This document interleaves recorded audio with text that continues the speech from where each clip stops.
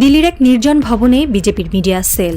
Table জোড়া ছড়ানো কাগজ, স্ক্রিনে থেমে থাকা ছবি, পেহেলগ্রামের উপত্যকায় রক্তাক্ত মৃতদেহ, শিশুদের কান্না, বিধ্বস্ত ট্যুরিস্ট বাস। ঘরের কোণে বসে থাকা এক মুখপোড়া ল্যাপটপে ফ্রিজ ফ্রেমে আটকে আছে রক্তের গন্ধ মেশানো এক মুহূর্ত। 22 এপ্রিল 2025, বৈশারান প্রান্তর। সন্ত্রাসবাদী সংগঠন টিআরএফ এর হামলায় নিহত 26 জন।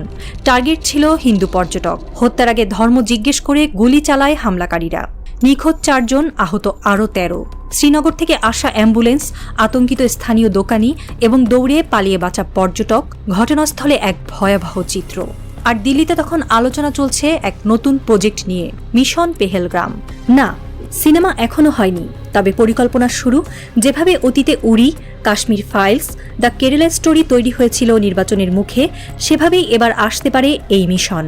সিনেমার বাজেট হতে পারে 200 কোটিরও বেশি। মুম্বাইয়ের পরিচিত মুখেরা স্ক্রিপ্ট হাতে নিয়েছে ইতিমধ্যেই।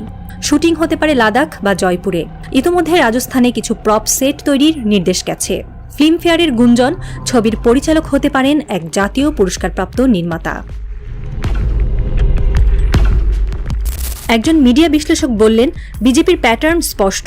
ট্র্যাজেডি হলে ব্যর্থতা না মেনে পাল্টা একটি দেশপ্রেমিক সিনেমা বানিয়ে দেয়। মোদির ভাষণ, সেনার সাফল্য আর পাকিস্তান বিরোধী উত্তেজনা দিয়ে তারা ব্যর্থতা ঢাকতে চায়। বিজেপি অতীতে এমন বহু সিনেমার পেছনে প্রত্যক্ষ ও পরোক্ষভাবে জড়িত ছিল। বিশ্লেষকদের মতে এ এক কৌশল। রাজনৈতিক বাস্তবতাকে ঢেকে দেওয়ার জন্য সিনেমার ফ্রেমে তৈরি করা হয় একটি গৌরবগাথা। সিনেমার ট্রেলারে হয়তো থাকবে 2016 সালের সার্জিক্যাল স্ট্রাইক থেকে শুরু করে 2019-এর বালাকোট এয়ার স্ট্রাইক, মোদির মন কি বাত থেকে নির্বাচনী ভাষণের জ্বলন্ত ক্লিপ, যেখানে তিনি কঠোর জবাবের প্রতিশ্রুতি দেন। সেই সিনেমা সাধারণ মানুষের আবেগে নাড়া দেবে। কিন্তু বাস্তবতা, টিআরএফ দাবি করেছে 2019 সালে 370 ধারা বাতিলের প্রতিশোধ হিসেবে এই হামলা চালানো হয়েছে। কিন্তু সিনেমায় এসব থাকবে না। থাকবে সার্জিক্যাল স্ট্রাইক, জয় হিন্দ, ভারত মাতা কি জয়, এক দর্শনীয় বিকল্প বাস্তবতা। বিশেষজ্ঞরা বলছেন, বিজেপির কাশ্মীর নীতি কাশ্মীরিদের বিচ্ছিন্ন করেছে। হোটেল মালিক আব্দুল ওয়াহিদ বলেন, পেহেলগ্রামে আগে পর্যটনের উৎসব চলত, এখন শোক। তার হোটেলের বুকিং 95% কমে গেছে এক রাতেই। স্থানীয় দোকানিরা বলছেন, 3 বছর ধরে ব্যবসা একটু ঘুরছিল, আবার থেমে গেলাম। অশোক শাইন বলেন, 370 ধারা বাতিল করে কাশ্মীরের আত্মাকে হত্যা করা হয়েছে। পেহেলগ্রামের রক্ত সেই নীতির ফল। 2019 সালে ভারতের কেন্দ্রীয় সরকার জম্মু ও কাশ্মীরের বিশেষ মর্যাদা বাতিল করে। 370 ধারার মাধ্যমে যে আত্মনিয়ন্ত্রণ, সংবিধান, পতাকা ও নিজস্ব আইন ছিল তা কেড়ে নেওয়া হয়। মোদী সরকার বলেছিল এতে উন্নয়ন আসবে। বাস্তবে দেখা গেছে 5 লাখ সৈন্য মোতায়েন, বারবার ইন্টারনেট বন্ধ, হাজার হাজার গ্রেফতার, বাইরের লোককে ডোমিসাইল সনদ প্রদান। এতে স্থানীয়দের মনে জমেছে ক্ষোভ ও আতঙ্ক। 2022 থেকে 2025 এই 3 বছরে কাশ্মীরে 84,000 ডোমিসাইল ইস্যু হয়েছে। এই পরিবর্তনকে কাশ্মীরিরা দেখছে তাদের সাংস্কৃতিক ও রাজনৈতিক পরিচয়ের উপর হুমকি হিসেবে। পেহেলগ্রামে হিন্দু পর্যটকদের ওপর হামলা বিজেপির হিন্দুত্ব রাজনীতিকে আরও বেগবান বলে আশঙ্কা করছেন অনেকেই।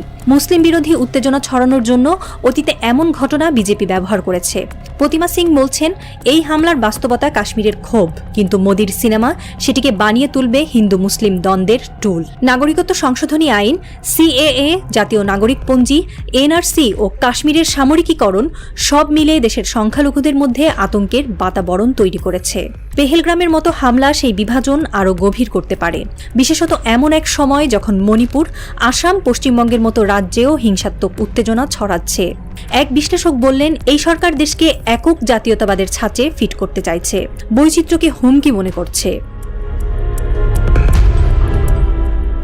কাশ্মীর ভারতের অভ্যন্তরীণ বিষয় বলা হলেও Al Jazeera, Financial Times, New York Times সবাই দেখিয়েছে কাশ্মীরের সেনা দমন পীড়নের ছবি।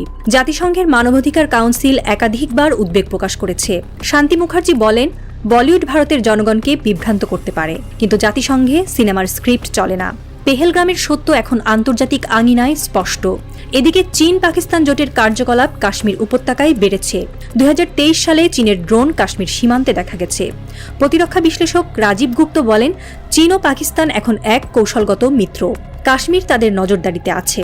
বলিউড সিনেমা দিয়ে সেই চাপ সামাল দেওয়া যাবে না। তিনি আরও বলেন, পেহেলগ্রামের মতো ট্র্যাজেডিকে জবাব না দিয়ে রাজনৈতিক সিনেমা বানানো মানে বিশ্বকে বোঝানো ভারত আসলে প্রশ্ন এড়িয়ে যাচ্ছে। বিজেপির মিডিয়া সেলে আলো ম্লান, চায়ের কাপ ঠান্ডা হয়ে গেছে। বাইরেই শ্রীনগরের রাস্তায় হিজাব পরা এক কিশোরী হাতে ফুল নিয়ে দাঁড়িয়ে, হয়তো নিহত কোনো পর্যটকের স্মৃতিতে।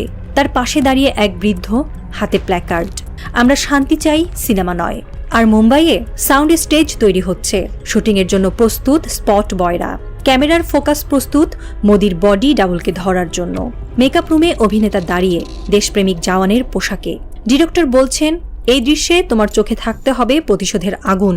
প্রশ্ন একটাই, এই ফ্রেমে ধরা পড়বে কি পেহেলগ্রামের রক্ত, নাকি সব ঢেকে যাবে মিশন পেহেলগ্রামের দেশপ্রেমিক আবরণে? ভারতের দর্শক কি বুঝবে আসল প্লট, নাকি আবারও বলিউডের ফিকশনে হারিয়ে যাবে সত্য?